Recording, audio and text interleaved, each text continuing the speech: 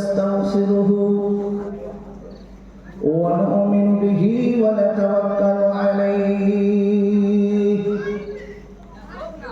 ونعوذ بالله من شرور أنفسنا ومن سيئات أعمالنا من يهده الله فلا مضل له ومن يضلله فلا هادي له ونشهد أن لا إله إلا الله وحده لا شريك له ونشهد أن سيدنا وحبيبنا ومولانا محمدا عبده ورسوله أعوذ بالله من الشيطان الرجيم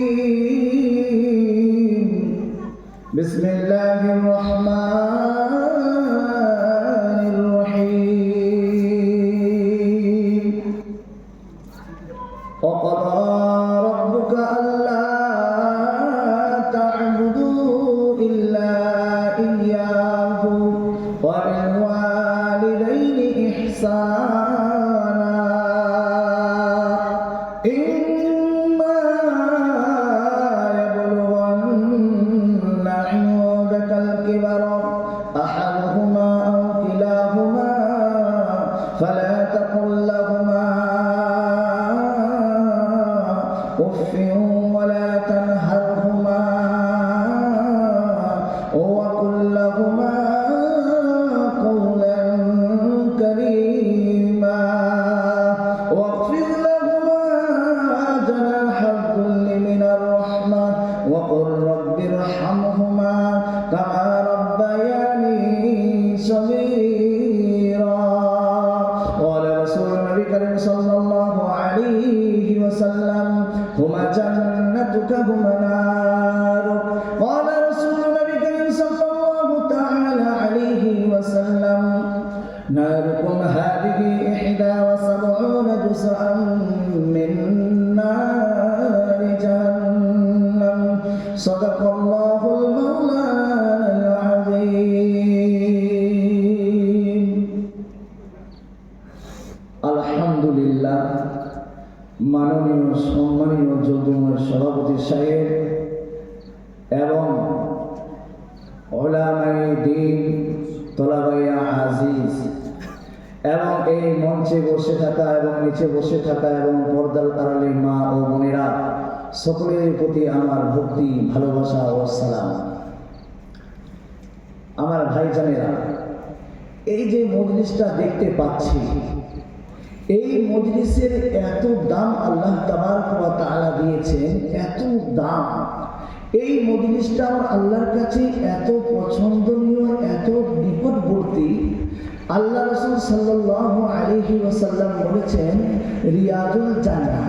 বলা হয়েছে দুনিয়ার বুকে যেই মজলিসগুলোতে আল্লাহ এবং আল্লাহর রাসূলের কথা হয়, যেই মজলিসগুলোতে কোরআন এবং হাদিসের কথা হয়, সেই মজলিসগুলো দুনিয়ার কোনো মজলিস নয়। সেই মজলিসটা আমার নবীজির ভাষায় হচ্ছে জান্নাতের বাগান। বলুন সুবহানাল্লাহ। তা আমরা কয়েকজন বসে আছি মৌবেসিয়া গ্রামের মধ্যে, তা আমরা গ্রামের মধ্যে বসে আছি না নবীজির ভাষায় জান্নাতের বাগানে বসে আছি? কোথায় বসে আছেন? জান্নাতের বাগানে। আমাদের মধ্য থেকে যেই লোকগুলি উঠে চলে গেছে তারা জান্নাতে আছে না জান্নাত থেকে বাইরে চলে গেছে? কি হয়েছে? বাইরে চলে গেছে। আমরা যে কয়েকজন বসে আছি আমরা ভাগ্যবান কি না? বলুন ভাগ্যবান। এই জান্নাতের মজলিসে যতক্ষণ পর্যন্ত আমরা বসে থাকবো ততক্ষণ পর্যন্ত নেকি পাবো। কিন্তু এই জান্নাতের মজলিসের দাম এই জন্য এত বেশি।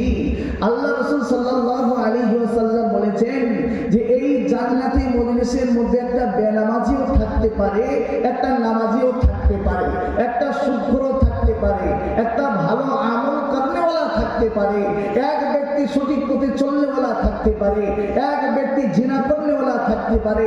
আল্লাহ তাবারক ওয়া তাআলা বলেছেন যে এই জান্নাতি মজলিসের মধ্যে ওই জান্নাতি ব্যক্তির পাশে, ওই নামাজি ব্যক্তির পাশে একটা বেনামাজি বসে গেছে। বলছে কলকাতায় গিয়ে একটা চামড়ার দোকানে চামড়া কিনলেন, কিন্তু চামড়াটা কিনলো কে? একটা মুচি চামড়া কিনেছে চপ্পলে লাগানোর জন্য। আর এক ব্যক্তি ওই দোকান থেকে ওই রেট দিয়ে ওই চামড়া কিনছে কোরআনকে মোলাদ বানানোর জন্য। বলুন ওই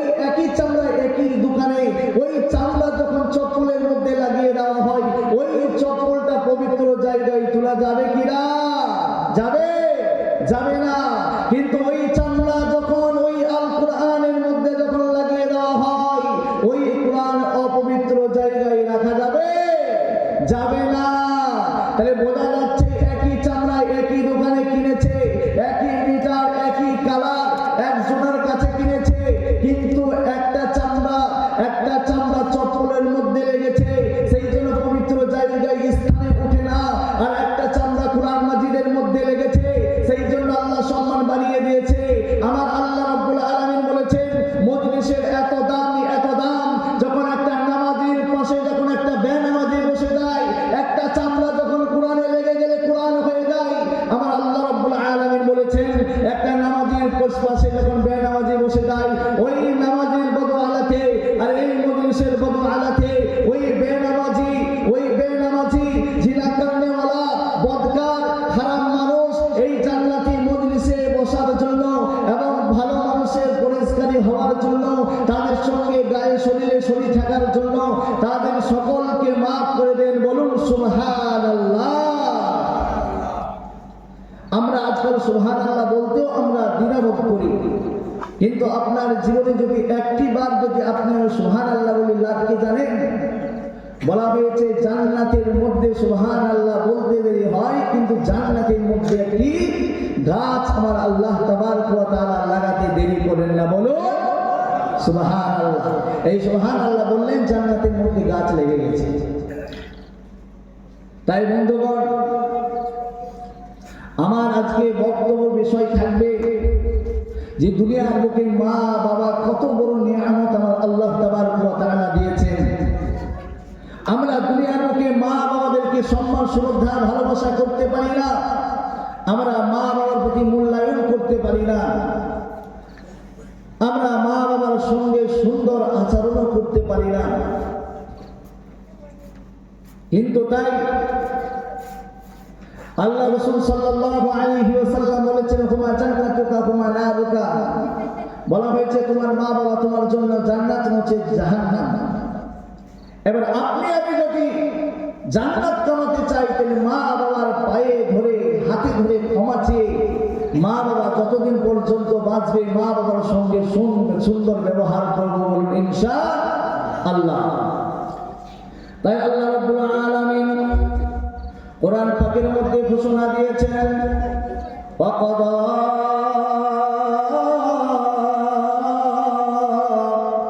রাব্বুকা আল্লা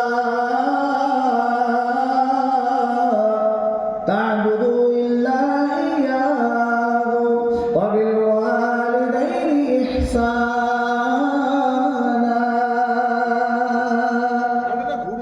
আমার আল্লাহ রাব্বুল আলামিন বললেন ওরে বান্দা তোমরা শুনে নাও আমি আল্লাহ ব্যতীত অন্য কাউকে ইবাদত করবে না, আমি আল্লাহ ছাড়া অন্য কাউকে তোমরা সিজদা করবে না।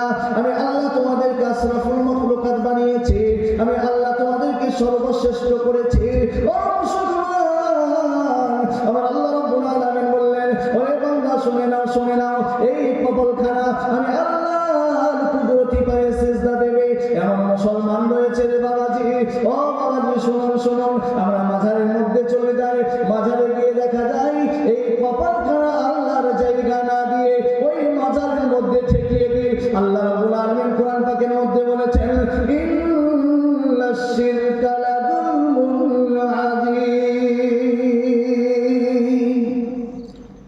আল্লাহ বললেন শিরক গুনাহ শক্ত গুনাহ।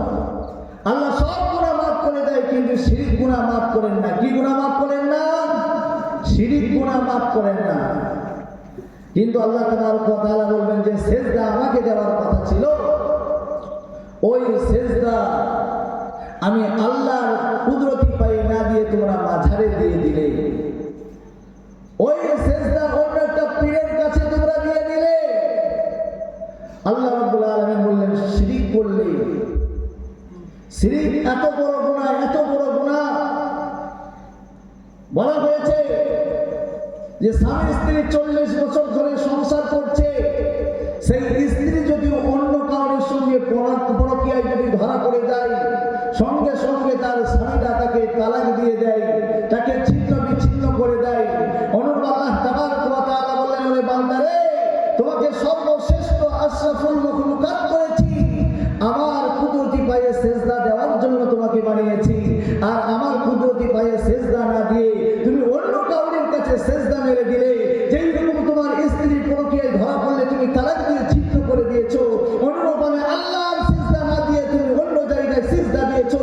যাও যাও, আমি আল্লাহ হয়ে তোমার বান্দা, অর্থাৎ তুমি বান্দা আর আমি আল্লাহ, তুমি আমার বান্দার খাতায়, অর্থাৎ আমি আল্লাহর খাতায় যে তোমার বান্দার নাম রয়েছে, অন্য জায়গায় সিজদা দেওয়ার জন্য, শরীক করার জন্য তোমাকে আমি আমার বান্দা থেকে কাট করে দিলাম। যদি আপনাকে আমাকে বান্দা থেকে কাট করে দেয়, আপনি আমি দুনিয়ার বুকে মিটিং এ মিছিল পার্টি নিয়ে কিছু করার ক্ষমতা আছে? আছে কি? নাই। একমাত্র ক্ষমতা, তিনার নাম কি? আল্লাহ। যেটা কেউ দেখে না সেইটা দেখেন কে? যেটা কেউ পারে না সেইটা পারেন কে? যেটা কেউ দিতে পারে না সেইটা দিতে পারেন কে? তাহলে আপনাকে আমাকে সাবধান হতে হবে। এই সিজদা দিতে হলে আপনাকে আমাকে সাবধান হতে হবে। কিন্তু আপনি আমি দেখা যায় সিজদা অন্য জায়গায় দিই। সেই জন্য আল্লাহ রাব্বুল আলামিন আবার কোরআন পাকের মধ্যে বললেন, ওয়া ক্বালা রাব্বুকা আল্লা তা'বুদু ইল্লা ইয়্যাহু ওয়া বিল ওয়ালিদাইনি ইহসানা। আমি আল্লাহর প্রতি তোমরা ইবাদত করবে এবং ইবাদত করার পরে পরে তোমার মা বাবার প্রতি সম্মান শ্রদ্ধা দিয়ে ভালোবাসবে। ওরে মুসলমান বাবাজিরা রে,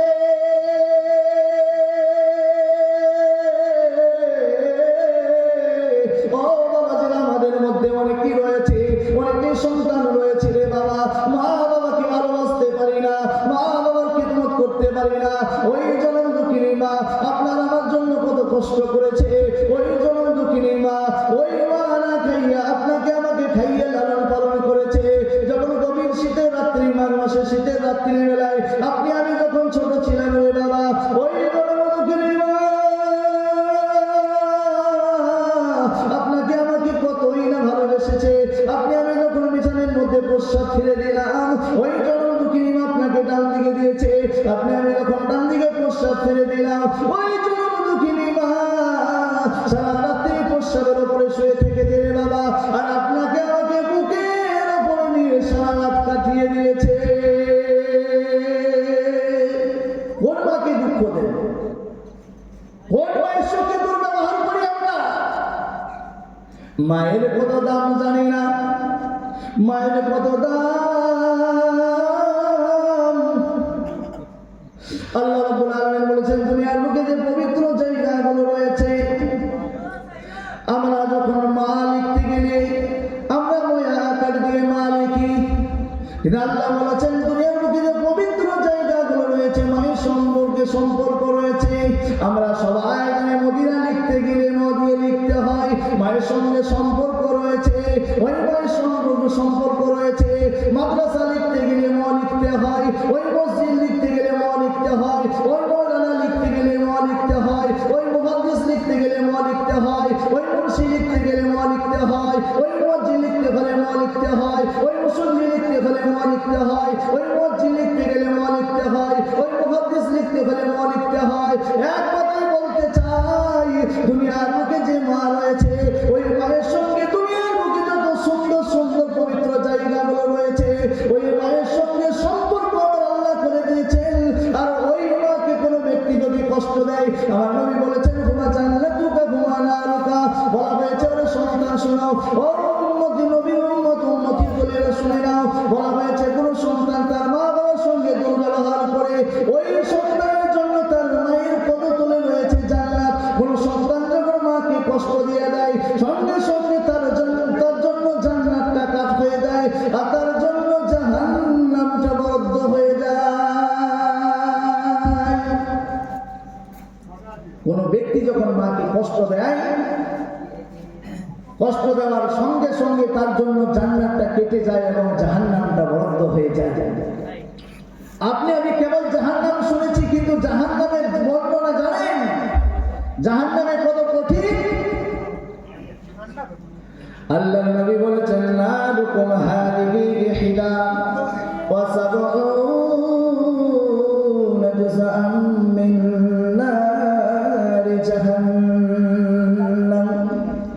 আল্লাহ নবী বলেছেন, জাহান্নামের আগুন, দুনিয়ার আগুন। বলা হয়েছে জাহান্নামের আগুন হচ্ছে ৭১ ভাগে, ৭০ ভাগ হচ্ছে জাহান্নামের আগুন এবং দুনিয়ার আগুন হচ্ছে ১ ভাগ। ওরে মুসলমান বাবাজিরা, বলতে চাই, এই যদি আপনার আমার শরীরে লেগে যায়, ওই দুনিয়ার আগুন সহ্য করার মতো ক্ষমতা নাই। কিন্তু দুনিয়ার আগুনের থেকে 70 ভাগ বেশি জাহান্নামের আগুন। এই জাহান্নামের আগুন এত তেজ দুনিয়ার এমন কোন বস্তু আমার আল্লাহ তৈরি করে নাই যে দুনিয়ার মুখে জাহান্নামের আগুনকে সহ্য করতে পারবে। আদম আলাইহিস সালাতু ওয়াস সালামকে যখন দুনিয়ার বুকে পাঠিয়ে দেওয়া হলো, মা হাওয়া আলাইহিস সালাতু ওয়াস সালামকে যখন দুনিয়ার বুকে পাঠিয়ে দেওয়া হলো রে বাবা, তাদের রান্নার জন্য যখন আগুনের প্রয়োজন পড়লো, জিবরিল আলাইহিস সালাতু ওয়াস সালাম যখন জাহান্নাম থেকে দুনিয়ার মুখে রান্নার জন্য যখন আগুন আনলেন, একবার আগুন আনলেন, আগুন থাকলো না, একবার দুইবার করতে করতে 7 বার আগুন আনলেন রে বাবা।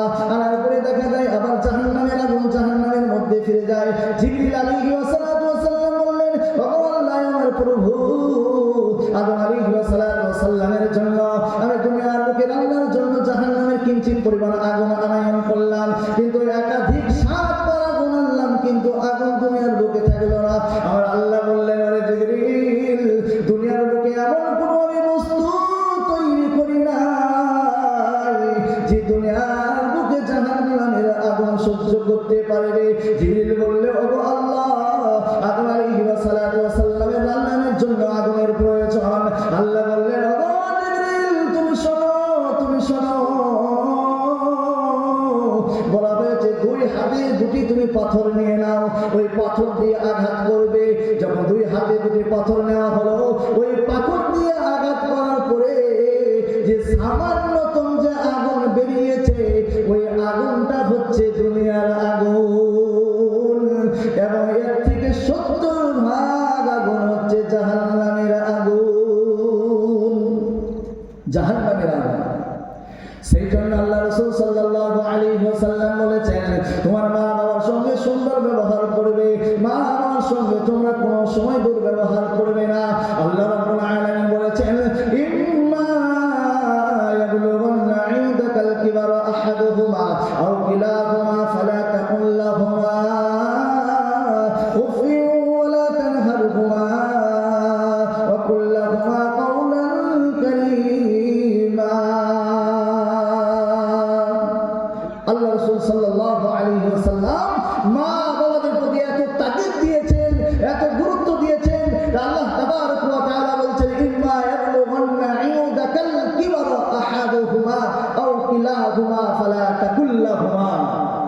বলা হয়েছে, তোমাদের মধ্যে তোমার মা বাবা যখন বার্ধক্য বয়সের মধ্যে যখন আসবে, যখন মা বাবা কোনো কাজে লাগবে না, মা বাবার কাজকর্ম করতে পারবে না, মা ঠিকমতো আপনার আমার কোনো কাজে সহযোগিতা করতে পারবে না, ওই সময় তোমার মা বাবার সঙ্গে কোনো রকম দুর্ব্যবহার করো না। আল্লাহ রাব্বুল আলামিন বললেন, উফিউ ওয়ালা তানহারহুমা। বলা হয়েছে, ওরে সন্তান, তোমার জন্য তোমার মা বাবা যদি একবার বলে দেয়, বলে দেওয়ার সঙ্গে সঙ্গে তোমার জন্য জান্নাতটা হারাম হয়ে যায়। বলুন নাউজুবিল্লাহ। আর আমরা কত সন্তান এইরকম আছি যে মা বাবাকে এই হাত দিয়ে আমরা আঘাত করেছি, আমরা কত সন্তান এইরকম আছি এই পা দিয়ে মা বাবাকে আঘাত করেছি। আর আল্লাহ রাব্বুল আলামিন বলছেন, তোমার মাকে যদি উফিউ ওয়ালা তানহারহুমা, তোমার কারণে যদি তোমার মা বাবা পরিমাণ যদি কষ্ট পায়, তোমার জন্য জান্নাতটা কাট হয়ে যাবে, তোমার জন্য জাহান্নামটা বরাদ্দ হয়ে যাবে। মুসলমান, আমরা বুঝি মা এত বড় নিয়ামত আল্লাহ তাবারক ওয়া তাআলা দিয়েছেন, কিন্তু আমরা মায়ের সঙ্গে দুর্ব্যবহার করে থাকি কেন? মায়ের সঙ্গে আপনি দুর্ব্যবহার করি কেন? আল্লাহ রাব্বুল আলামিন আবার বলেছেন, উফিউ ওয়ালা তানহারহুমা। বলা হয়েছে, তোমার মা বাবার সঙ্গে তোমরা উচ্চ কণ্ঠে ঝাঁকি মেরে কথা বলবে না। ওরে মুসলমান, এমন আমরা রয়েছে, আমরা শ্বশুর সঙ্গে কথা বলি, আমরা শাশুড়ির সঙ্গে যখন কথা বলি, আমাদের কণ্ঠ হলো হয়ে যায় কোকিলের মতো। আর মায়ের সঙ্গে যখন কথা বলি, বাবার সঙ্গে যখন কথা বলি, আপনার আমার ভাষা হয়ে যায় বাঘের মতো। আপনার আমার কাছ থেকে মা বাবা কিছু খেতে চাইলে আপনি আমি দিতে পারি না, আর শ্বশুর শাশুড়ি যদি খেতে চাই, শ্বশুর শাশুড়ি বলতে দেরি হয়, কিন্তু জামাই সেটা কিনে দিতে দেরি করে না, করে না। তাহলে আপনার আমার কাছে মা বাবা আগে হচ্ছে না, শ্বশুর শাশুড়ি আগে হয়ে যাচ্ছে। মা এত দামি, এত দামি। ওরে আমার বন্ধুগণ, বলতে চাই মা এতটা দামি।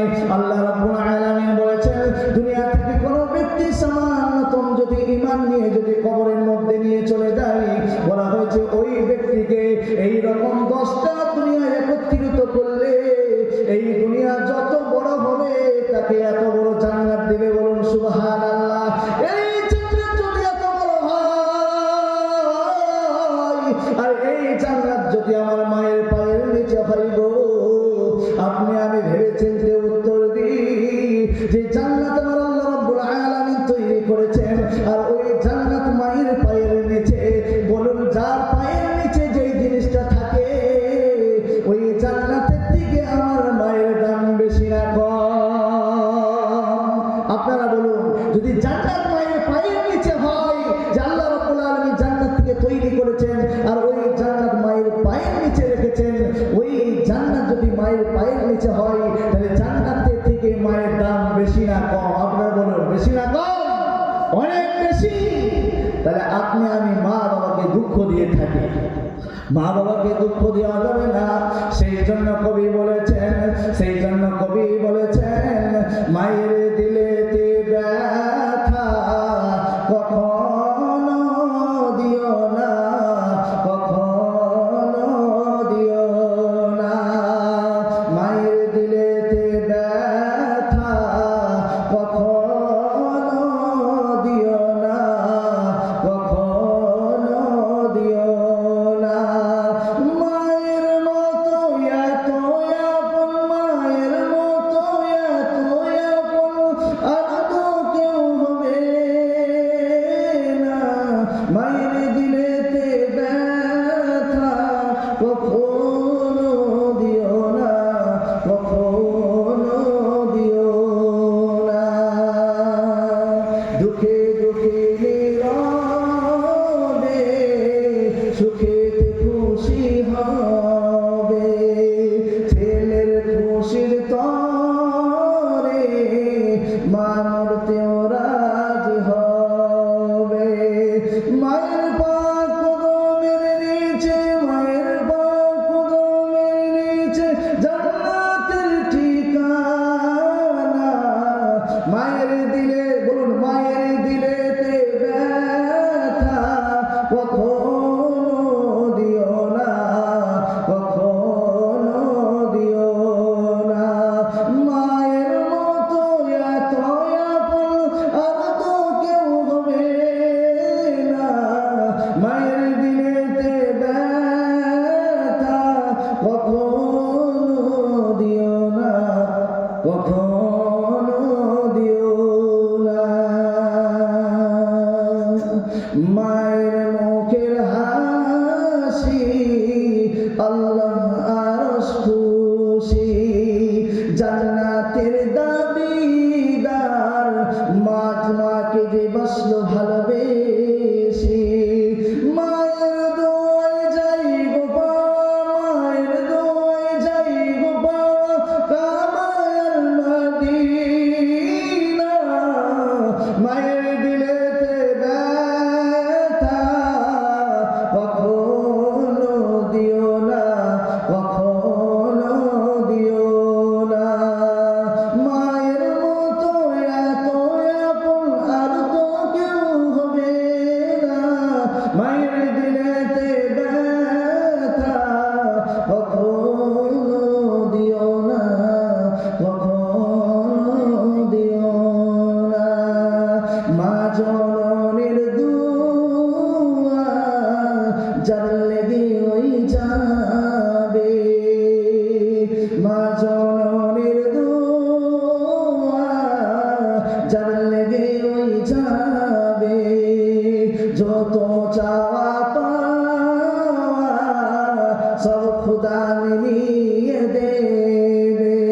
জীবন দিলেও শত হবে না, জীবন দিলেও শত হবে না।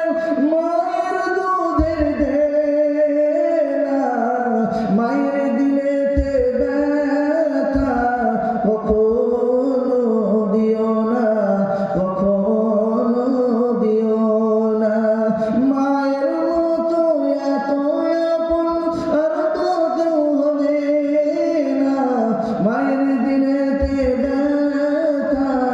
কখনো দিও না, কখনো দিও না। কিন্তু মানুষ আমরা মা যে কত কারণে দুঃখ পাই আপনি আমি টেরও পাই না। আপনি আমি মা বাবাকে কত কষ্ট দিই, বেদনা দিই, আপনি আমি সেটার প্রতি কোনো গুরুত্ব দিই না। কিন্তু মা বাবা যে আপনার আমার কত বড় নিয়ামত। এই মা বাবা সন্তানের জন্য কতই না কেঁদেছে। যখন গর্ভের মধ্যে যখন আপনি আমি যখন ছিলাম, ওই জনম দুঃখিনী মা কত রাত্রি বেলায় কান্নাকাটি করেছে, কত দিনের বেলায় কান্নাকাটি করেছে রে বাবা।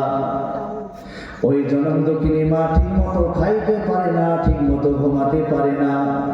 ওই জনম দুঃখিনী মা ক্ষুধা অবস্থায় খাবার খাওয়ার জন্য যখন বসেছে, আপনি আমি মায়ের গর্ভে মায়ের কলিজার মধ্যে এমন চট করে লাথি মেরে দিলাম। ওই জনম দুঃখিনী মা খাবারের থালা সরিয়ে দিয়ে কাঁদতে কাঁদতে অস্থির হয়ে যায়। এইরকম একদিন নয়, দুদিন নয় রে বাবা, বলা হয়েছে 10 মাস 10টা দিন এইরকম আপনাকে আমাকে দুনিয়া দেখানোর জন্য ওই জনম দুঃখিনী মা রাতের পর রাত দিনের পর দিন এইভাবে আপনার আমার জন্য কষ্ট করে। তারপরে যখন আপনি আমি যখন এই দুনিয়ার ভূমিষ্ঠ দুনিয়ার বুকে আসবো, ওই জনম দুঃখিনী মা যখন হসপিটালে যাওয়ার পূর্বে সঙ্গে সঙ্গে গার্জেনকে ডেকে বলছে, ও আমার প্রাণের স্বামী গো, মনে হয় আমার এত প্রসবের যন্ত্রণা, মনে হয় জানে আমি এইবারে আর বাঁচবো না, মনে হয় আমি এইবারে মারা যাব। ও আমার প্রাণের স্বামী, আপনি আমাকে ক্ষমা করে দেন। ওই স্বামীর কাছে ক্ষমা চাই, আত্মীয় স্বজনের কাছে ক্ষমা চাই, এবং সকলের কাছে ক্ষমা চাই। ও আত্মীয় স্বজন সবাই আপনারা আমাকে ক্ষমা করে দেন। কারণ হচ্ছে মনে হয় আমি এইবারে প্রসব করতে গিয়ে আমার সন্তানকে দুনিয়ার মুখ দেখাতে গিয়ে মনে হয় আমি আর বাঁচবো না। যখন হসপিটালে ডেলিভারি যখন চলে গেলেন, প্রসবের যন্ত্রণা যখন উঠে গেছে, যখন ওই মহিলার কাছে যখন একটা মহিলা ছিল, ওই মহিলাকে কাঁদতে কাঁদতে বলছে, ও শাশুড়ি আম্মা গো, সন্তানকে দুনিয়ার মুখ দেখানোর জন্য এত কষ্ট এত বেদনা আমি জানি না, জানতাম না। ওই আমার আম্মা জান, আমাকে বিষ কিনে এনে দেন, আমি বিষ খেয়ে আমি মরে যেতে চাই। আমাকে একটা হাতুড়ি দেন, হাতুড়ি আঘাত করে মাথা আঘাত করে আমি মরে যেতে চাই। এত কষ্ট এত যন্ত্রণা আমি সহ্য করতে পারছি না শাশুড়ি আম্মা। ও আমার আম্মা জান, এই সন্তানকে দুনিয়ার মুখ দেখানোর জন্য এত কষ্ট আমি মা হয়ে সহ্য করতে পারছি না। আপনি দয়া করে আমাকে গলা টিপে হত্যা করে দিন মা, তা আমি সহ্য করতে পারি না। এইভাবে বলতে বলতে দেখা যায় ওই জনম দুঃখিনী মা কষ্ট বেড়ে চলেছে, কষ্ট বেড়ে চলেছে। আল্লাহ রাব্বুল আলামিন বলেন, হে নবী তুমি খবর দিয়ে দাও, যে দুনিয়ার লোকে প্রস্রাব করতে গিয়ে যে মা কষ্ট পায়, বলা হয়েছে কষ্টর বিনিময়ে একটা বিনিময়ে একটা উমরা হজের সওয়াব মায়ের আমল নামায় লিখে দেওয়া হয়। বলুন সুবহানাল্লাহ। তারপরে যখন আপনাকে আমাকে প্রস্রাব করাতে গিয়ে ওই জনমুখী মা, যে দুনিয়ার মুখে কোনোদিন ইজ্জত দেখাই নাই, যেই মা মুখ পর্যন্ত কাউকে দেখাই না,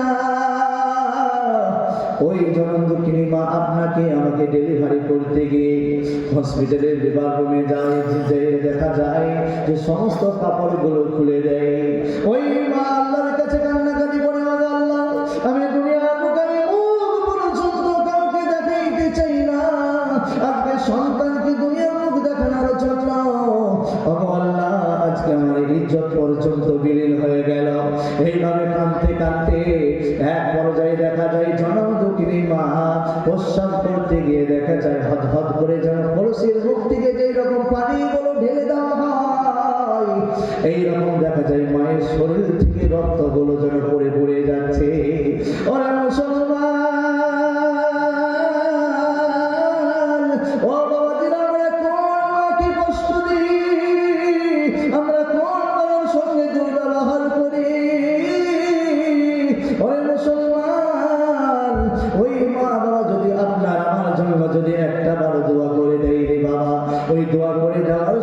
সঙ্গে আল্লাহর দরবারে কবুল হয়ে যায়। আর আপনার আমার জন্য যদি একটি বার যদি আমার মা বাবা যদি বদদুয়া করে দেয়, আপনার আমার দুনিয়াটা অন্ধকার অন্ধকার এবং পরকালটি আপনার আমার জন্য নিশ্চিত রয়েছে জাহান্নাম। সেই জন্য মা বাবাকে কোনো কষ্ট দেওয়া যাবে না। মা বাবার কাছ থেকে সব সময় দোয়া নিতে হবে। কিন্তু আমরা এমন মুসলমান, আমরা মা বাবাকে ভালো লাগে না। মা বাবার সামনে যখন যাই, ওই মা বাবার সামনে উচ্চ কণ্ঠে কথা বলে।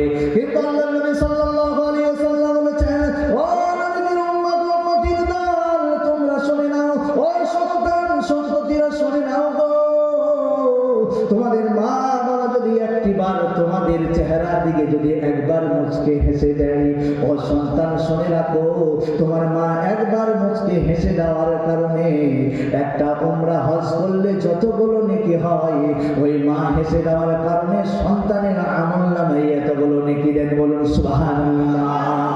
ওরে মুসলমান, আমরা কতবার হজ করতে চেয়েছি, হজ নসিব হয় না। কিন্তু অনেক মুসলমান আমরা হজ করেছি, কিন্তু হজ করার পরেও দেখা যায় হজ কবুল হতেও পারে না, হতে পারে 50-50। কিন্তু আপনার আমার চেহারার দিকে তাকিয়ে যদি একবার মা বাবা হেসে দেয়, এর মধ্যে কোনো সন্দেহ নাই, সন্দেহ নাই। নবীজি বলেছেন তার আমলনামায় উমরা হজের সওয়াব আমার আল্লাহ লিখে দেন। সুবহানাল্লাহ। ও আমার মুসলমান বাবাজিরা, ভাই বোনেরা, ও আমার বাচ্চারা, আপনাদের কাছে বলতে চাই, দুনিয়ার বুকে কোনো মা বাবা যদি সন্তানের জন্য একটি বার যদি দোয়া করে দেয়, দোয়ার জন্য আল্লাহ তাবারক ওয়া তাআলা ওলি পর্যন্ত বানিয়ে দেয়। তো মায়ের দোয়ার বদৌলতে নবীর সঙ্গে জান্নাতে যাওয়ার জন্য আল্লাহ তাবারক ওয়া তাআলা কবুল করিলেন। সেই জন্য বলতে চাই, মায়ের সঙ্গে দুর্ব্যবহার করা যাবে না। একটা আপনাদের সামনে হাদিস বলি। আল্লাহ রাসূল সাল্লাল্লাহু আলাইহি ওয়াসাল্লামের একটি সাহাবা ছিল, নামটি হচ্ছে আলকামা রাদিয়াল্লাহু তাআলা আনহু। বলা হয়েছে মৃত্যুর সময় এসে গেছে, কিন্তু মৃত্যুর সময় দেখা যায় এত কষ্ট হচ্ছে, এত কষ্ট হচ্ছে, কলমা তৈয়বা নসিব হচ্ছে না। আলকামা রাদিয়াল্লাহু তাআলা আনহু এত কষ্ট পাচ্ছে। আলকামা রাদিয়াল্লাহু তাআলা আনহুর স্ত্রী নবীজির কাছে খবর পাঠালেন, ইয়া রাসূলুল্লাহ, ইয়া হাবিবাল্লাহ নবীজি, ইয়া রাসূলুল্লাহ, ইয়া হাবিবাল্লাহ নবী গো,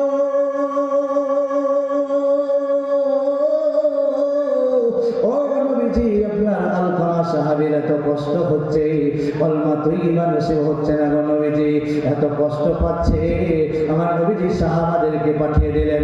সাহাবাদেরকে বলল, সাহাবারা তোমরা যাও যাও আলকামার কাছে যাও, এবং আলকামার মাথার কাছে তোমরা বারবার কালিমা তালকিন দেবে, বারবার তোমরা কালিমা পড়বে, লা ইলাহা ইল্লাল্লাহু মুহাম্মাদুর রাসূলুল্লাহ। বলছে, ও সাহাবারা তোমরা যাও, আমার আলকামার মাথার কাছে বসে তোমরা বারবার কালিমা তালকিন দেবে। কারণ হচ্ছে আমার নবীজি বলেছেন, লা ইলাহা ইল্লাল্লাহু ফাদাখালাল জান্নাহ, যে ব্যক্তি একবার কালিমা পড়েছে সেই ব্যক্তি জান্নাতে যাবে। ও সাহাবারা তোমরা আলকামার মাথার কাছে যাও, আর তোমরা বারবার কালিমাটা তালকিন দেবে, বারবার কালিমাটা পড়বে। যদি একবার কালিমা পড়ে নেয়, আমার নবীজি বলেছেন যার প্রথম কথা হবে লা ইলাহা ইল্লাল্লাহ এবং তার শেষ কথা হবে মুহাম্মাদুর রাসূলুল্লাহ, সেই ব্যক্তি হাসতে হাসতে জান্নাতের মধ্যে চলে যাবে। বলুন সুবহানাল্লাহ। তাই আলকামা রাদিয়াল্লাহু তাআলা আনহুর কাছে সাহাবারা বারবার কালিমার তালকিন দিচ্ছে। আর আপনার আমার সামনে আপনার আমার বাবা, আপনার আমার আত্মীয় স্বজন যখন মৃত্যুর সঙ্গে শায়িত, মৃত্যুর সঙ্গে লড়াই করছে, তখন আপনি আমি কালমা তো করি না, আপনি আমি দুনিয়ার গল্প লাগিয়ে দিই, আপনি আমি দুনিয়াবি আলোচনা করতে থাকি। ওই জায়গায় আল্লাহর নবী সাল্লাল্লাহু আলাইহি ওয়াসাল্লাম নিষেধ করেছেন যে ওই জায়গায় মৃত্যুর সঙ্গে যে ব্যক্তি পাঞ্জা লড়ছে, ওই জায়গায় তোমরা দুনিয়াবি কথা বলবে না, দুনিয়ার কোনো আলোচনা করবে না, অন্য কোনো কথা বলবে না, সেইখানে কেবল তোমরা কালিমার তালকিন দাও।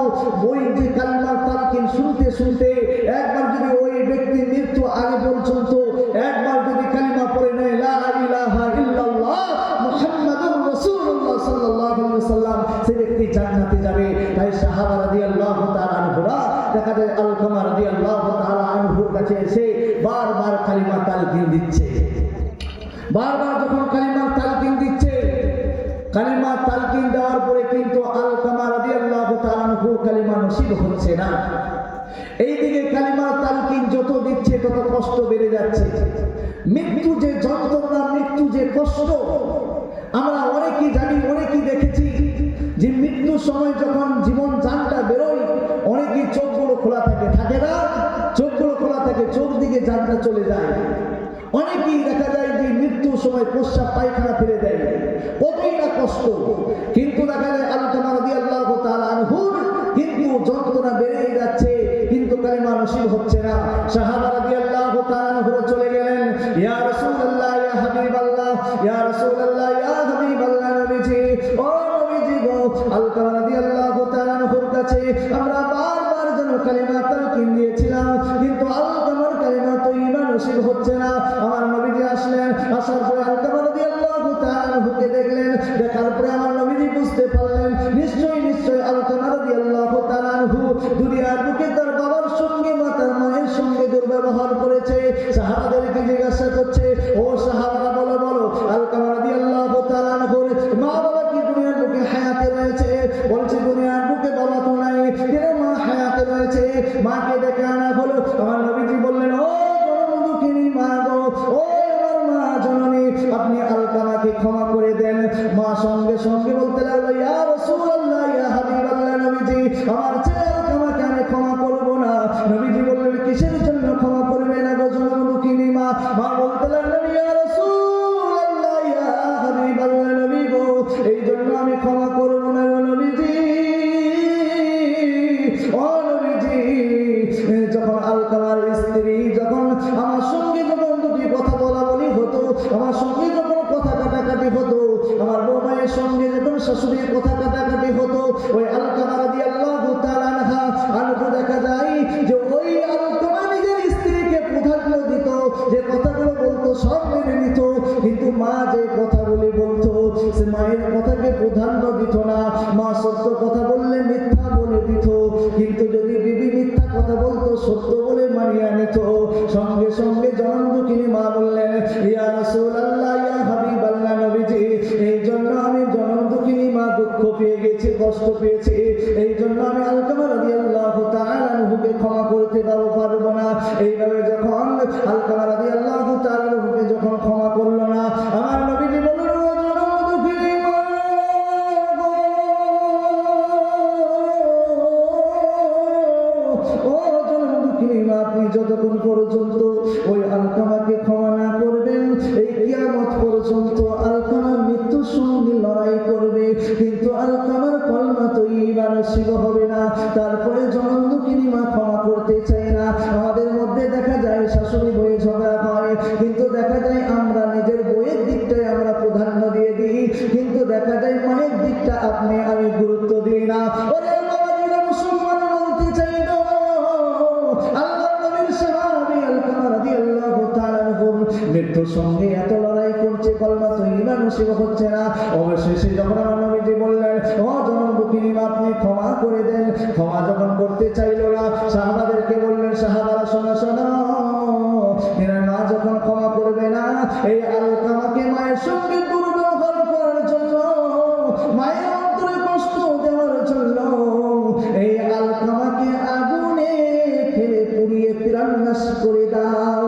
এই কথা বলার সঙ্গে সঙ্গে যখন আগুন যখন জ্বালানো হলো, জ্বালানোর সঙ্গে সঙ্গে আলকামাকে যখন আগুনের মধ্যে ফেলতে যাবে, ওই মুহূর্তে দেখা যায় জনমদুখিনী মা কাঁদতে কাঁদতে নবীজির কাছে হাজির, ইয়া রাসূলুল্লাহ, ইয়া হাবিবাল্লাহ, নবীজি, দুনিয়ার এমন কোন মা নাই,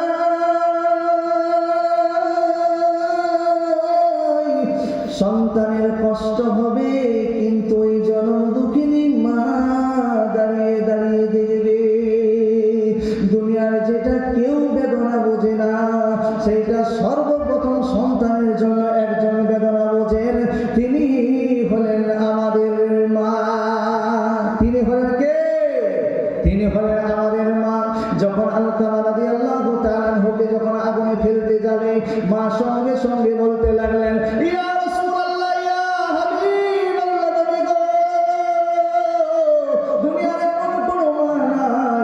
সন্তানের কষ্ট হবে, আর মা দাঁড়িয়ে দাঁড়িয়ে দেখবে ইয়া রাসূলুল্লাহ ইয়া হাবিবাল্লাহ, এই সন্তানকে আমি দুনিয়া দেখানোর জন্য কত অনেক কষ্ট সহ্য করেছি।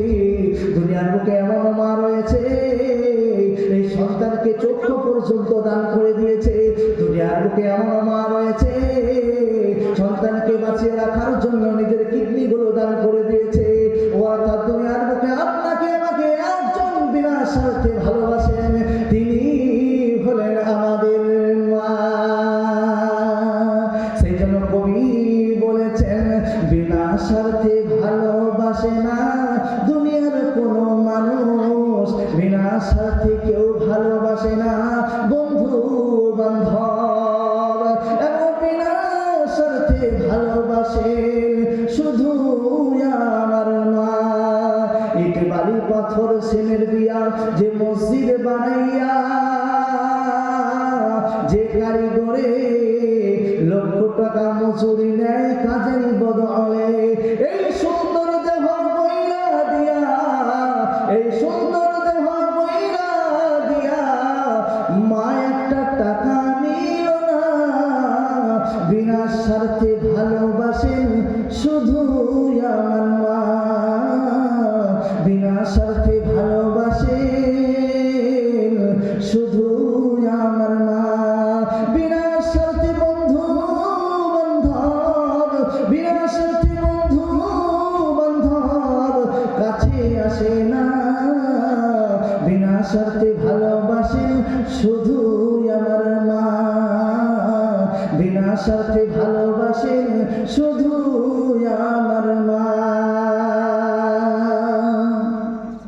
কোন সন্তান যখন বিদেশ থেকে যখন আসে, স্ত্রী আসার পূর্বে হুকুম করেছে আমার জন্য দামি দামি শাড়ি আনবে, তার ছেলেমেয়েরা হুকুম করেছে আমাদের জন্য সুন্দর সুন্দর খাবার আনবে, তার বন্ধু বান্ধব হুকুম করেছে আমাদের জন্য সুন্দর সুন্দর আরো নতুন নতুন জিনিস আনবে। কিন্তু দেখা যায় সন্তান 3-4 দিন ধরে ট্রেনে সফর করে বাড়িতে আসছে, আসার পরে দেখা যায় সবাই নিজের স্বার্থের জন্য, কাপড় নেওয়ার জন্য, সাবান নেওয়ার জন্য সবাই দাঁড়িয়ে আছে, কিন্তু একজন দাঁড়িয়ে আছে কেবল সন্তানের চেহারা দিকে তাকিয়ে আছেন। তিনি কে বলুন? তিনি মা। সবাই স্বার্থের জন্য রয়েছে। আর আমার জনম দক্ষিণী মা টক করে বলতে লাগলো, বাবা তুমি 3 দিন সফর করে এসেছো, বাবা তোমার 3 দিন খাওয়া দাওয়া বুঝে হয়নি, তুমি ঠিক মতো খেতে পারোনি, সঙ্গে সঙ্গে তুমি হাত মুখ ধুয়ে ফ্রেশ হয়ে নাও এবং তুমি খাবার রান্না করে যে খাবার খেয়ে নাও। আমার জনম দক্ষিণী মা যে গর্ভে ধারণ করেছে সে একটা টাকার জন্য আশা করলো না। আজ 3 কথার সাথী, কিছু দিনের সাথী বিবিকে নিয়ে ওই বিবি স্বার্থপরের জন্য, স্বার্থপরের মতো আপনি আমি বিদেশ থেকে আসি, কিন্তু আপনার আমার চেহারার দিকে তাকাই না, আপনার আমার টাকার দিকে তাকাই, আপনার আমার কাপড়ের দিকে তাকাই, আপনার আমার সম্পদের দিকে তাকাই, কিন্তু একমাত্র বিনা স্বার্থে আমার মা জমিনে আপনার দিকে তাকাই। বলুন সুবহানাল্লাহ। সেই জন্য আলকামা রাদিয়াল্লাহু তাআলা আনহুকে যখন আগুনের মধ্যে ফেলতে যাবে রে বাবা, ওই জনদুঃখিনী মা বললেন, ইয়া রাসূলুল্লাহ ইয়া হাবিবাল্লাহ, দুনিয়ার এমন কোনো মা নাই যে সন্তানের কষ্ট হবে সেটা মা দাঁড়িয়ে দাঁড়িয়ে দেখবে। এই কথা বলার সঙ্গে সঙ্গে আমার নবীজিকে বললেন, ইয়া রাসূলুল্লাহ ইয়া হাবিবাল্লাহ, নবীজি ও নবীজি গো, আমার ছেলে আলকামাকে আমি ক্ষমা করে দিলাম। বলুন সুবহানাল্লাহ। যখন আলকামাকে ক্ষমা করে যখন দেওয়া হলো, আলকামাকে ক্ষমা করে দেওয়ার সঙ্গে সঙ্গে ওই আলকামার যে কষ্ট হচ্ছিল ওই কষ্ট কমে যায়, এবং ক্ষমা করে দেওয়ার সঙ্গে সঙ্গে ওই আলকামার মুখ থেকে উচ্চারণ হয়ে গেল, লা ইলাহা ইল্লাল্লাহু মুহাম্মাদুর রাসূলুল্লাহ।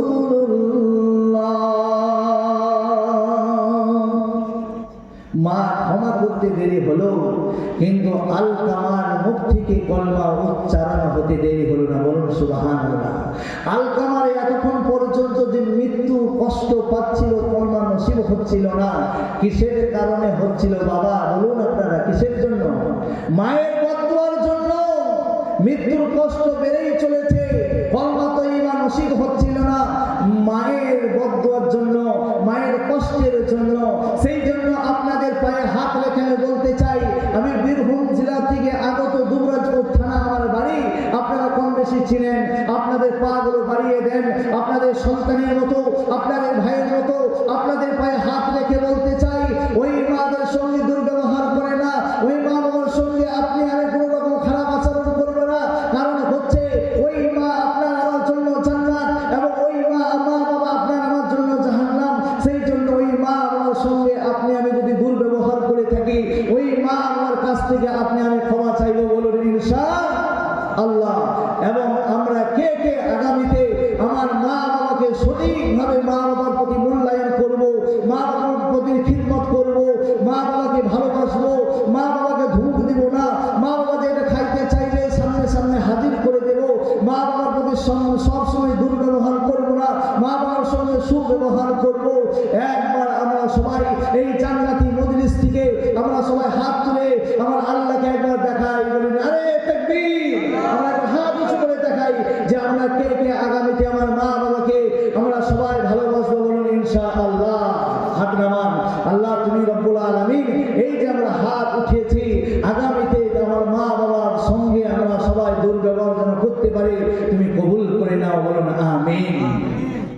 কিন্তু মা বাবা যদি আপনার আমার জন্য দোয়া করে দেয়, মা বাবা যদি আপনার আমার জন্য দোয়া করে দেয়, তাহলে আপনার আমার জন্য নিশ্চিত জান্নাত। এবং মা বাবার দোয়ারে এতটা পাওয়ারফুল, নবীদের সঙ্গে পর্যন্ত মায়ের দোয়ার জন্য জান্নাতে চলে গেছে। একদিন মুসা নবী আলাইহি ওয়াসাল্লাতু ওয়াসাল্লাম আল্লাহকে বলছেন, ওগো আল্লাহ, আমি তো তুর পাহাড়ে গিয়ে তোমার সঙ্গে বহুবার কথা বলেছি। মুসা নবী আলাইহি ওয়াসাল্লাতু ওয়াসাল্লামকে জিদ্দে নবী বলা হতো, জিদ করতেন, যেটা বলতেন আল্লাহ আমাকে এটা দাও, এটা দেখাও, সেটা আল্লাহ তাবারক ওয়া তাআলা দিতেন, জিদ্দে নবী বলা হতো।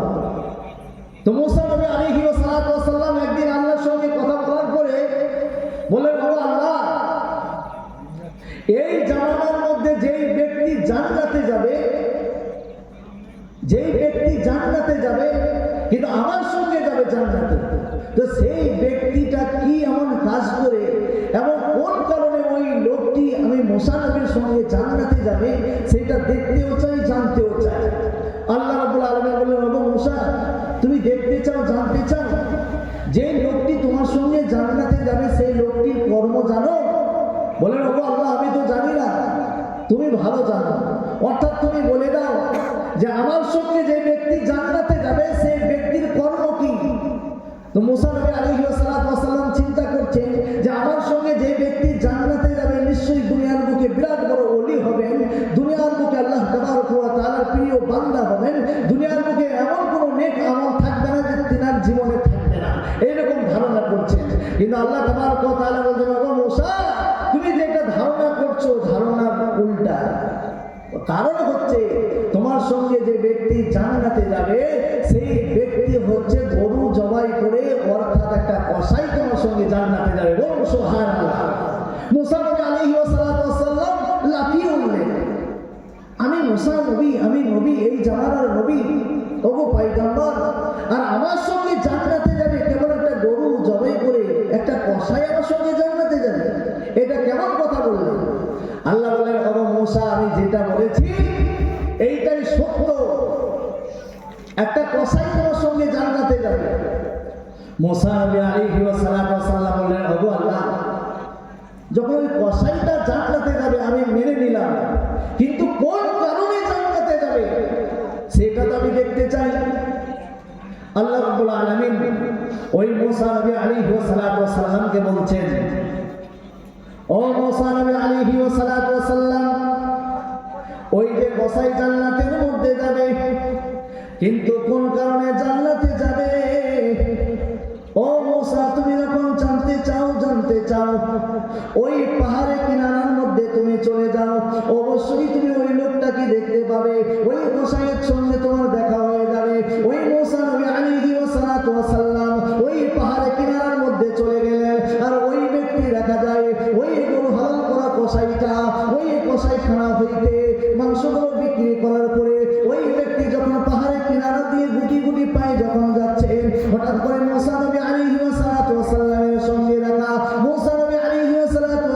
সালাম করলেন, কিন্তু কসাই তো জানে না আমাদের নবী পয়গম্বর মুসা আলাইহি সালাতু ওয়াসাল্লাম, ওই মুসা নবী আলাইহি সালাতু ওয়াসাল্লাম সঙ্গে সঙ্গে যেন গোপন করে দিলেন পরিচয়কে। বলতে লাগলেন, ও আল্লাহর বান্দা, আমি আপনার সঙ্গে মেহমান হতে চাই, আপনি যদি আমাকে মেহমান হিসেবে গ্রহণ করুন, অবশ্যই আপনি আপনার বাড়িতে আমি চলে যাব। সঙ্গে সঙ্গে কসাই বলতে লাগলো, অবশ্যই আল্লাহর পক্ষ হইতে যদি কাউরির বাড়িতে যখন মেহমান আসে, সে মেহমান অবশ্যই গ্রহণ করতে হয়, এইটা হচ্ছে নবীর সুন্নাত। অর্থাৎ যখন আপনি আমায় বলছেন অবশ্যই আপনাকে আমি গ্রহণ করে নিলাম, আপনি আমার বাড়ির মধ্যে চলুন, আপনি আমার মেহমান। কিন্তু জানে না এই জামানার পয়গম্বর মুসা নবী উনার বাড়ির মধ্যে যাচ্ছেন, কসাই তো জানে না, কসাই ভাবছে দুনিয়ার কোনো বান্দা আমার বাড়িতে মেহমান হয়ে যাচ্ছে। কিন্তু মুসা নবী আলাইহি সালাতু ওয়াসাল্লাম উনার বাড়িতে দেখার জন্য যাচ্ছেন যে কোন কারণে আমি মুসা নবীর সঙ্গে জান্নাতে যাবে। মেহমান হিসেবে বাড়ির মধ্যে চলে গেলেন। যাওয়ার পরে দেখা যায় যে মাংসগুলো বেঁচে গেছে, ওই মাংসগুলো বিবিকে বলল, বিবি সুন্দর করে রান্না করো, রুটি বানাও। রুটি বানানো হলো, মাংস রান্না করা হয়ে গেল। বলো, বিবি একটা পেয়ালার মধ্যে ঢেলে দাও, আর একটা থালার মধ্যে রুটিগুলো দাও। যখন মাংস এবং রুটিগুলো নিয়ে যখন ওই কসাই যখন যাচ্ছে, ওই মুহূর্তে বাচ্চাগুলো হামাগুড়ি দিচ্ছে। কেন জানেন? বললেন, আব্বু অনেক রাত্রি হয়ে গেছে, আব্বু, ও আমাদের আব্বু গো, আমরা খোদার জ্বালা সহ্য করতে পারি না, ও আমাদের প্রাণের আব্বু, আমাদেরকে খাবার না খাইয়ে আপনি কোন জায়গায় যেন চলে যাচ্ছেন, ও আমাদের আব্বু, আমাদেরকে খাবার খাইয়ে দেন। কিন্তু কসাই বলতে লাগলো, ও আমার সন্তানেরা, তোমরা শোনো শোনো, তোমরা যদি খোদার জ্বালায় যদি তোমরা এই জায়গায় ইন্তিকাল করে যাও, যতক্ষণ পর্যন্ত আমার ওই বৃদ্ধা মা রয়েছে, ওই মাকে যতক্ষণ পর্যন্ত আমি না খাওয়াবো, ততক্ষণ পর্যন্ত ওই সন্তান তোমাদেরকে খাওয়াবো না। এইভাবে বলা হয়েছে, একবার নয়, দুবার নয়, ওই সন্তানেরা খোদার জ্বালায় দেখা যায় সহ্য করতে পারে না। এক পর্যায়ে দেখা যায় ওই কসাই নিজের মাকে খাওয়াতে গিয়ে ওই সন্তানেরা খোদার জ্বালায় জমিনে লুটিয়ে পড়ে ঘুমিয়ে যায়। তারপরে যখন রুটি এবং মাংসগুলো যখন নিয়ে চলে যাচ্ছে, কিন্তু মুসা নবী আলাইহি সালাতু ওয়াসাল্লাম দেখার জন্য যেন অগ্রসর হয়ে গেলেন। গুটি গুটি পায়ে সামনের দিকে যখন চলে যাচ্ছেন, হঠাৎ করে দেখা যায় একটু আড়াল হয়ে গেলেন। আড়াল হয়ে যাওয়ার পরে মুসা নবী আলাইহি সালাতু ওয়াসাল্লাম আড়াল থেকে দেখছেন, কিন্তু দেখা যায় এই কসাই সুন্দর করে যখন চলে গেলেন, যাওয়ার পরে দেখা যায় সুন্দর করে সালাম দিলেন, আসসালামু আলাইকুম ওয়া রাহমাতুল্লাহ, সঙ্গে সঙ্গে সালাম দিলেন। জনম দুঃখিনী মা এত বৃদ্ধা হয়ে গেছে, জনম দুঃখিনী মা নড়তে পারে না, জনম দুঃখিনী মা চলতে পারে না। ওই জনম দুঃখিনী মা ঠিক মতো প্রস্রাব পায়খানা পর্যন্ত পারে না। সঙ্গে সঙ্গে মা জননীর কাছে গিয়ে সঙ্গে সঙ্গে দেখা যায় কসাই সুন্দর করে মা জননীকে আঁকড়ে ধরে যখন খুলে নিয়ে নিয়েছে, ওই মা বলতে লাগলো, ও সোনার টুকরা মানি, তোমাকে আমি ছোটবেলায় কত সুন্দর করে খুলে নিয়েছিলাম রে বাবা, ও আমার সন্তান,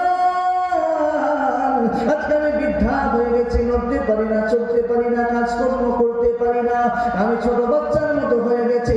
ও বাবা, তোমাকে আমি যখন ছোটবেলায় লালন পালন করেছি, কত করে নিয়েছি, অর্থাৎ আমার বাবা, তুমি আজকে আমাকে কত সুন্দর করে তুলে নিয়েছো, আমি মা খুশি হয়ে গেলাম, আমি মা খুশি হয়ে গেলাম। ও সন্তান, আমি তোমার জন্য আমি আল্লাহর দরবারে দোয়া করে দেব রে সন্তান, ও সন্তান, আমি মা খুশি হয়ে গেলাম। তারপরে যখন ওই রুটি এবং মাংসগুলো যখন মাকে খাইয়ে দিচ্ছে, মা যখন খাইতে খাইতে এক পর্যায়ে বলল, ও বাবা, আমার পেট ভরে গেছে, আমি আর খাবো না বাবা। এই বলতে বলতে যখন খাওয়ানো হয়ে গেছে, ওই জনম দুঃখিনী মা সঙ্গে সঙ্গে আমার আল্লাহর দরবারে হাত দুটি তুলে বলেছে। আর এদিকে মুসা নবী আলাইহি সালাতু ওয়াসাল্লাম আর আল্লাহ থেকে মুসা নবী আলাইহি সালাতু ওয়াসাল্লাম দেখছেন কসাই কিসের জন্য আমার সঙ্গে জান্নাতে যাবে। যখন কসাইয়ের মা যখন যখন খাওয়া হয়ে গেছে, ওই কসাইয়ের মা আল্লাহর দরবারে হাত উঁচু করে বললেন, ওগো আমার আল্লাহ,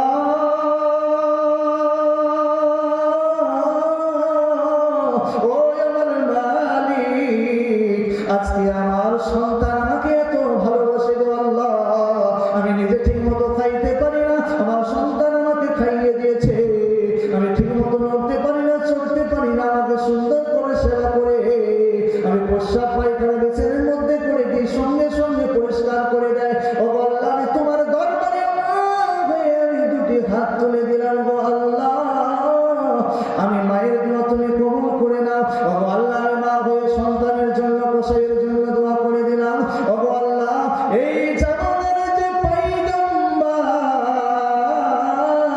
মুসা কালিমুল্লাহর সঙ্গে আমার ছেলের জান্নাত তুমি কবুল করে নিও। বল সুবহানাল্লাহ।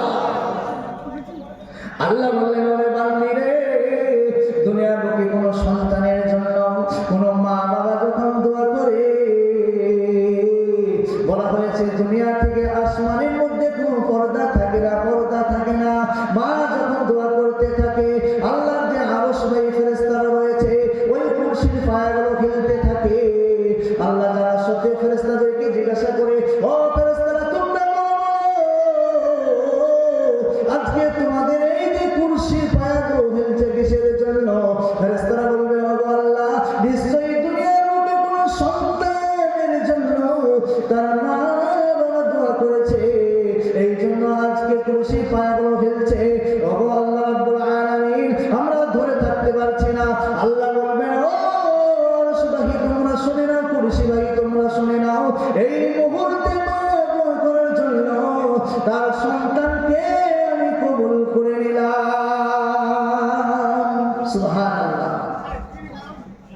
ওই আলকামা রাদিয়াল্লাহু তাআলা আনহুর জন্য দোয়া করলেন, ওগো আল্লাহ, আমি মা হয়ে দোয়া করছি, এই জামানার যে পয়গম্বর মুসা কালিমুল্লাহ রয়েছে, ওনার সঙ্গে তুমি যেন জান্নাত কবুল করে নিও, জান্নাত কবুল করে নিও। তো মা দোয়া করতে দেরি হয়েছে, কিন্তু কবুল করতে দেরি করে নাই। সেই জন্য আপনাকে আমাকে চিন্তা করতে হবে যে মা কি জিনিস, মায়ের কত দাম, কিন্তু আপনি আমি গুরুত্ব দিতে শিখি নাই। যে মা বাবা আপনার আমার জন্য কত কষ্ট করেছে, যে বাবা আপনাকে আমাকে ঈদের দিনে সুন্দর করে সুন্দর কাপড় পরিধান করে আঙুল ধরে ঈদগাহের ময়দানে নিয়ে যাচ্ছে, কিন্তু বাবার পরনে রয়েছে একটা ছিঁড়া লুঙ্গি, একটা ছিঁড়া পাঞ্জাবি। সন্তান যখন বলছে, বাবা, সবাই গ্রামে সবাই নতুন নতুন কাপড় পরিধান করেছে, কিন্তু তোমার শরীরের মধ্যে একটা ছিঁড়া লুঙ্গি এবং একটা ছিঁড়া পাঞ্জাবি কেন? বাবা সঙ্গে সঙ্গে সন্তানকে বলছে, ওরে সন্তান, তোমার জানার প্রয়োজন নাই, তোমাকে জানতে হবে না বাবা। কিন্তু দেখা যায় যে ওই সময় আপনার আমার শখ পূরণ করানোর জন্য, আপনাকে আমাকে ভালো রাখার জন্য, ওই মা বাবা আপনার আমার জন্য নিজেকে বিলীন করে দিয়েছে। ওই মা না খাইয়ে আপনাকে আমাকে বড় করেছে, লালন পালন করেছে। ওই বাবা মা আপনার আমার জন্য কত খাইয়ার খাওয়ানোর জন্য, বল্লভ বানানোর জন্য নামাজ কাজা করেছে, কিন্তু আজকে ওই মা বাবা অন্ধকার কবরের মধ্যে শুয়ে আছে। আমরা মা বাবার প্রতি কোনো রকম গুরুত্ব দিই না, ওই মা বাবার প্রতি আপনি আমি কোনো রকম বিশ্বাস করি না। আল্লাহ রাব্বুল আলামিন বলেছেন, ওয়াকফির লাহুমা জানাহা যুল্লি মিনার রাহমা, বলা হয়েছে মা বাবার প্রতি তোমরা রহমতের মতো হয়ে যাও, তোমরা কমল হয়ে যাও। ওকুল রব্বির হামহুমা কামা রাব্বায়ানি সগীরা, বলা হয়েছে তোমাদের মা বাবা কবরের মধ্যে যারা চলে গেছে তাদের জন্য তোমরা দোয়া করো। ওগো আল্লাহ, আমার মা বাবা যেরকম স্নেহের কুলে লালন পালন করেছে, ওগো আল্লাহ, আমার মা বাবা তোমার ডাকে সাড়া দিয়ে অন্ধকার কবরের মধ্যে রয়েছে, ওই মা বাবাকে তুমি সুন্দর করে লালন পালন করিও। আজকে আপনি আমি নিজের মা বাবার জন্য কর্তব্য ভুলে গেছি, মা বাবাকে স্মরণ করতে ভালো লাগে না, মা বাবার কবরে গিয়ে আপনি আমি দোয়াও করতে পারি না, কিন্তু ওই মা বাবা আপনার আমার জন্য কতই না কিছু করেছে, আপনাকে আমাকে দুনিয়ার মুখ দেখিয়েছে। এই মা বাবা যদি আপনার আমার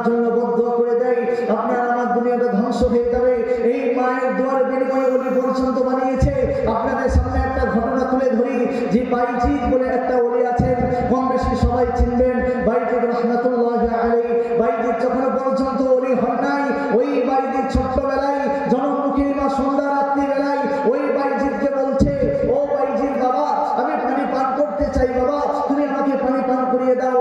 বাইজিদ সঙ্গে সঙ্গে মায়ের হুকুম মানার জন্য, যদি মায়ের হুকুম লঙ্ঘন না হয়ে যায়, মায়ের হুকুম পালন করার জন্য সঙ্গে সঙ্গে পানি চাষ করতে লাগলো। কিন্তু বাড়ির মধ্যে পানি না থাকার জন্য ওই বাইজিদ মায়ের হুকুম মানার জন্য বাহিরে পানি সংগ্রহ করতে চলে গেছে। যখন বাহির থেকে পানি সংগ্রহ করে যখন আনলেন, আনার পরে দেখা যায় জনম দুঃখিনী মা ঘুমিয়ে গেছেন।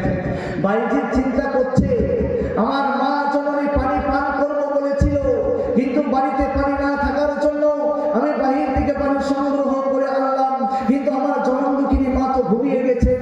কিন্তু আমি বাইজিদ যদি আমার মাকে পানি পান করানোর জন্য, আমার মাকে যদি কাঁচা ঘুম থেকে আমি যদি জাগ্রত করে দিই, তাহলে না জানি আমার মায়ের কতই কষ্ট হয়ে যাবে।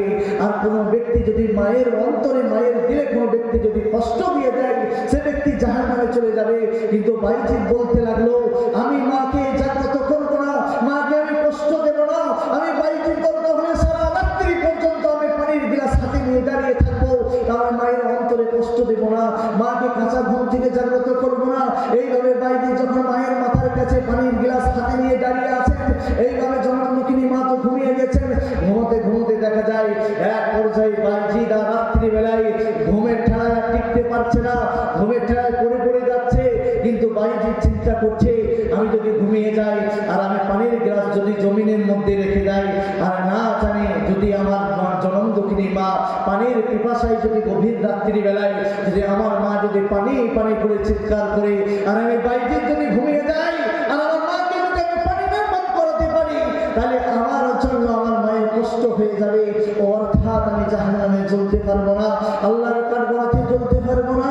আল্লাহর নবী বলেছেন, না রকম হাদিহি হিদা সাবউনা জুসাম মিন নারি জাহান্নাম, জাহান্নামের আগুন কঠিন, ওই জাহান্নামের আগুনের মধ্যে জ্বলতে পারবো না। কিন্তু বাইজিদ দেখতে লাগলো যে আমি ঘুমাবো না, পানির গ্লাস হাতে নিয়ে দাঁড়িয়ে থাকবো। বাইজিদ দেখা যায় ছোট্ট বাচ্চা, ওই মায়ের হুকুম মানার জন্য সারা রাত্রি পানির গ্লাস হাতে নিয়ে দাঁড়িয়ে আছে। জনম দুঃখিনী মা কখন পানি চাইবে, আর মায়ের হুকুমকে পুরা করার জন্য, মানে মাকে পানি পান করাবো, এই জন্য বাইজিদ সারা রাত্রি এইভাবে দাঁড়িয়ে আছে। হঠাৎ করে দেখা যায় রাত অতিক্রম হয়ে গেছে, ফজরের সময় হয়ে গেছে। এই দিক থেকে মসজিদের যখন আজানের ধ্বনি, যখন মুয়াজ্জিন আজানের ধ্বনি দিচ্ছে, আসসালাতু খায়রুম মিনাল নাওম, ঘুম থেকে নামাজ উত্তম। সঙ্গে সঙ্গে মায়ের চোখ দুটি খুলে গেছে। মা বলতে লাগলো, বাইজিদ কি হয়েছে বাবা, তুমি দাঁড়িয়ে আছো কেন রে বাবা? বাইজিদ বললো, জনম দুঃখিনী মা গো, আপনি সন্ধ্যা রাত্রি পানি পান করবেন বলেছিলেন, কিন্তু বাড়ির মধ্যে পানি না থাকার জন্য আমি বাইরে পানি সংগ্রহ করার জন্য গেছিলাম। আমি বাইরে থেকে পানি সংগ্রহ করে যখন আনলাম, আনার পরে দেখা যায়, ও জনম দুঃখিনী মা গো, আপনি ঘুমিয়ে গেছেন, কিন্তু আপনাকে কাঁচা ঘুম থেকে আমি জানাই না। ও জনম দুঃখিনী মা, আপনার কষ্ট হয়ে যাবে। ও জনম দুঃখিনী মা, ও জনম দুঃখিনী মা, আপনাকে কষ্ট দিতে চাই না, এই জন্য আমি সারা রাত্রি পানির গ্লাস হাতে নিয়ে দাঁড়িয়ে আছি। আমি যদি পানি রেখে ঘুমিয়ে যাই, আপনি জনম দুঃখিনী মা পানির জন্য চিৎকার করেন, সেই জন্য আমি ঘুমাই না। সঙ্গে সঙ্গে বাইজিদের পানির গ্লাস হাতের মধ্যে মা জননী নিয়ে নিয়েছে। নেওয়ার পর 3 নিঃশ্বাসে যখন পান করলো, পান করার পরে সুন্দর করে যখন ওই বাইজিদকে ঘুম পাড়িয়ে দেয়, ওই জনম দুঃখিনী মা উযু করে নামাজের মধ্যে চলে গেলেন। ওই নামাজের মধ্যে যাওয়ার পরে ওই বাইজিদের জন্য সুন্দর করে আমার আল্লাহ রাব্বুল আলামিনের কাছে দোয়া করছেন, ওগো আল্লাহ, আমি বাইজিদের জন্য আমি মা খুশি হয়ে গেছি গো আল্লাহ, যে সন্তান মায়ের জন্য, মায়ের হুকুম মানার জন্য সারা রাত্রি পানির গ্লাস হাতে নিয়ে দাঁড়িয়ে থাকতে পারে। ওই আমার আল্লাহ, আমি ওই সন্তানের জন্য দোয়া করে দিলাম, আমার সন্তানকে তুমি যেন ওলি বানায়ো। সুবহানাল্লাহ। সঙ্গে সঙ্গে জনম দুঃখিনী মা দোয়া করলেন, আর ওই বাইজিদকে ওলি বানিয়ে দিলেন। বলুন সুবহানাল্লাহ।